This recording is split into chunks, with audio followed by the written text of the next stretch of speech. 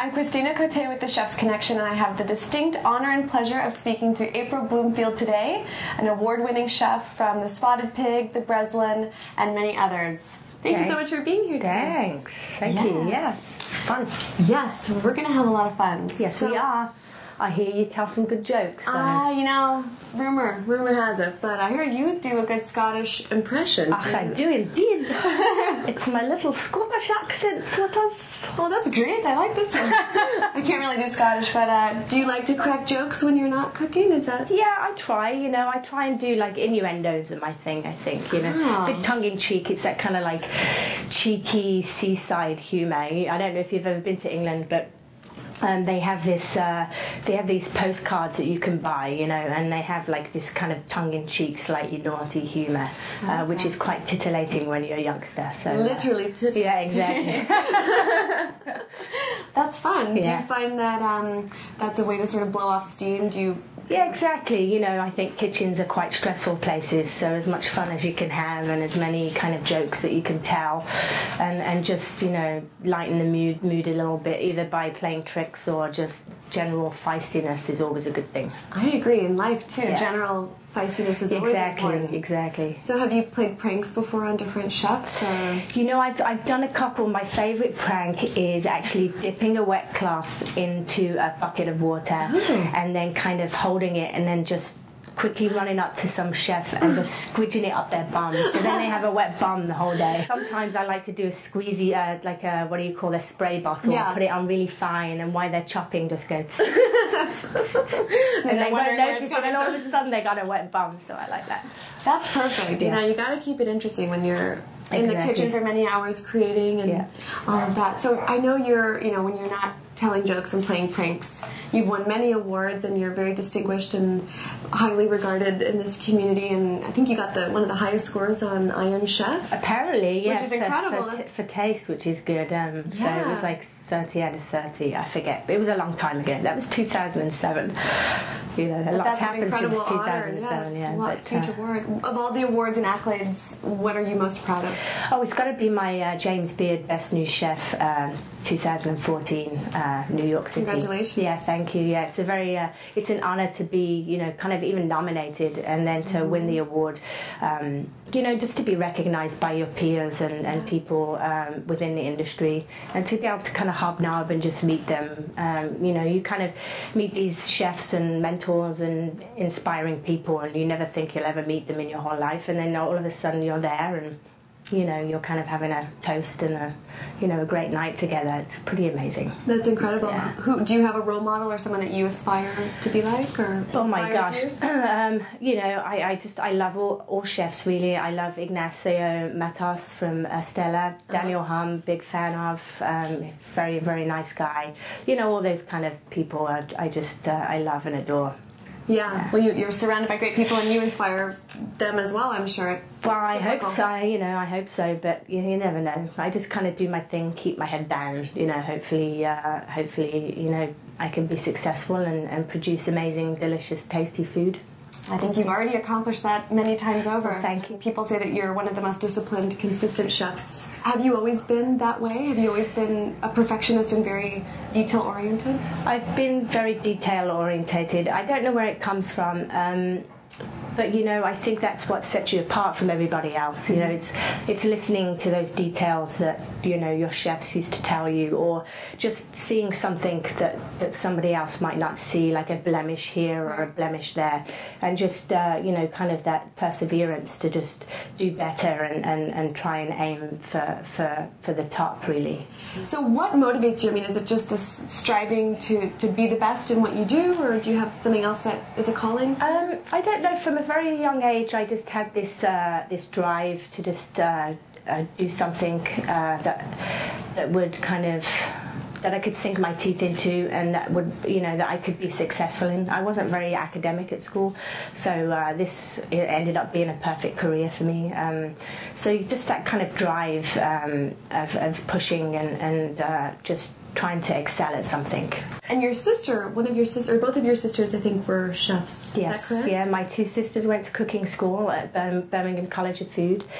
They're a little older than me. One's 4 and one's 2 years older. And you know, it was a tough thing to follow in their footsteps. Because when I got to college, you know, they were like, "Oh, you're not like your sisters," or you know, or Tracy, you know, she won these amazing awards in competitions and stuff. So she was a tough act to follow. But you know, I tried to keep my head down and do my best, and I had a great time. It was fabulous. It's important to have fun in what you do, yeah. But to have, I think genetically, you must all have the gift, the talent, right? To yeah, be really I think it was probably because our mum was such a bad cook. Oh, there you go.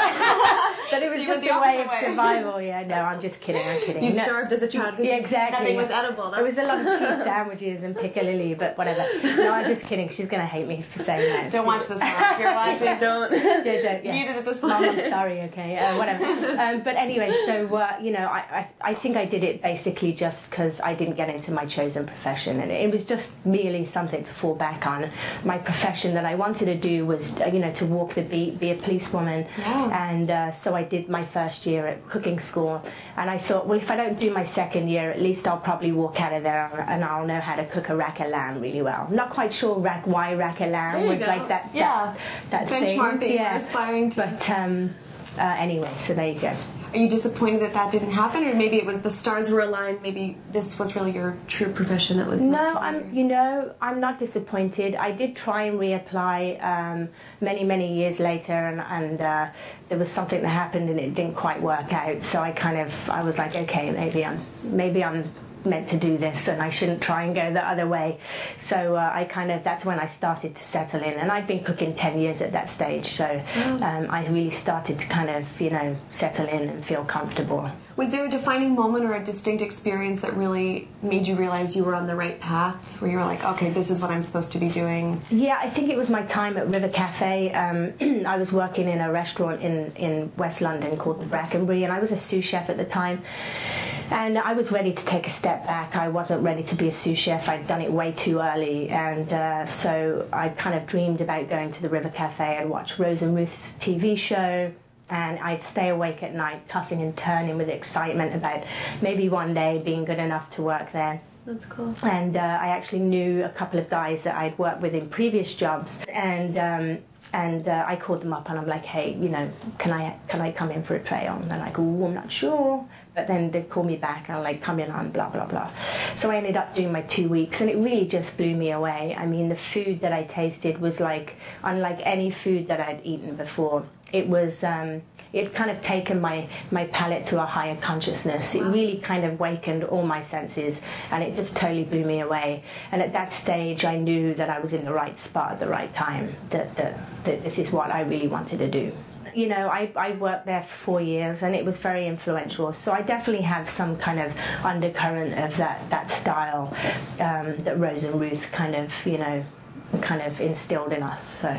And just because you're mentioning Rose and Ruth, and you're a female chef, I'm sure you get asked this all the time. Oh my God, she's gonna ask me that question. No. Well, no, with a twist. Right. What's the biggest perk and most fun thing about being a female chef in an industry predominantly, you know, with male chefs? That's a good question. Right? Because we always talk about, like, the flip side, but, like, what's the coolest part about being a female chef in this business? You can play pranks and get away with it? Yeah, exactly. I don't know. I think you can just be yourself and have a great time with people around you, and you kind of end up being this kind of motherly figure, maybe, or maybe it's just another word for mentor. I'm not sure. But it's a good question. And what about your experience at Chez Panisse? That must have been an interesting... Yeah, I love Chez Panisse. It was an amazing time. I read Alice's books many times, and I really actually had there was a pinpoint in the book where she's writing the menus and she's saying, you know, you don't want to kind of knock the palate into unconsciousness. Mm-hmm. And I kind of had this higher state of consciousness on my palate. I kind of connected with that, and so from then on, I always wanted to kind of go work there. So I kind of made this pilgrimage there and got to spend 3 months there, and it was amazing. That's fantastic. And the staff were awesome. They're like solid cooks, mm-hmm. Very passionate, and they like a good life. And it was refreshing to see that. You know, a lot of chefs can't balance, and it's definitely a place that you can go balance, which is amazing. It's important to have that balance. Where do you see things evolving? I mean, you've perfected the burger, you're the queen of meat, you've done so many things exceptionally well. Is there something that you're looking forward to delving into in the future? Or? Yeah, I think, it's my dream to have a farm, so something to do with more vegetables would be great. I think I'm known for being very meat-centric, but actually I love my vegetables, and I love them raw, roasted, boiled. I just everything. They're delicious. They're so good, and they're actually very hearty. So something along those lines. Vegetable farms, pigs, chickens, all that kind of wonderful stuff. Yeah. And it's not just for me, it's not just for my soul. It's for my staff. It's to get them invigorated and appreciate the produce a little bit more. If you're planting the seed and then harvesting the seed and then going back to the kitchen and cooking with it, this wonderful thing that you've grown from a tiny little seed or a sprout, it just makes them much more connected. Right, to the whole process. Yeah, to the whole process. Yeah, and it makes them just treat it with a bit more respect. And by no means am I saying that we don't, but it's just another layer. It's just that you're building another foundation, and I'd like to go in that direction. So. That's exciting. Well, I think that seems like the next step. Yeah. I read a story that that someone once who was working with you had to go through 1 million tomatoes to choose like perfect tomatoes for a Greek salad. Yeah. she'll be in soon. So. Oh, good. Well, I won't say tomato. She kind of twitches every time, so maybe don't mention that at all. But it's interesting because going back to the process and really appreciating each piece, it's so cool that you don't take anything for granted and you're so particular about what you use and all of that. Have you always felt that way about food? Yes, I've always been very tactile and very delicate with food. I've always had this respect for food, for animals, and that translates into the way I touch it. There's no throwing, there's no slamming, there's no, it's always placed in a nice way from start to finish. So yeah, I've always had that. And I'm always horrified when people are quite rough with food. I get a little... Yeah, it's weird. Well, I think that translates into the final product because all of that thought and thoughtfulness is reflected, and I think people can taste that even on a energy level because it was created with love and kindness. Well, switching gears a little bit, is there like a fun anecdote you can share about? I'm sure there's many, but I'm like way too square to be staying late night at the Spotted Pig. I'm sure somebody else can tell you those fun times. I'm like in bed by 12:30, a cup of tea.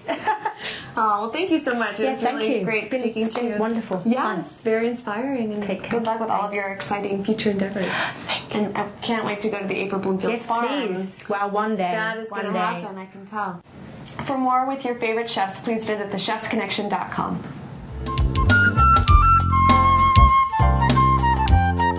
That's really important. Yeah.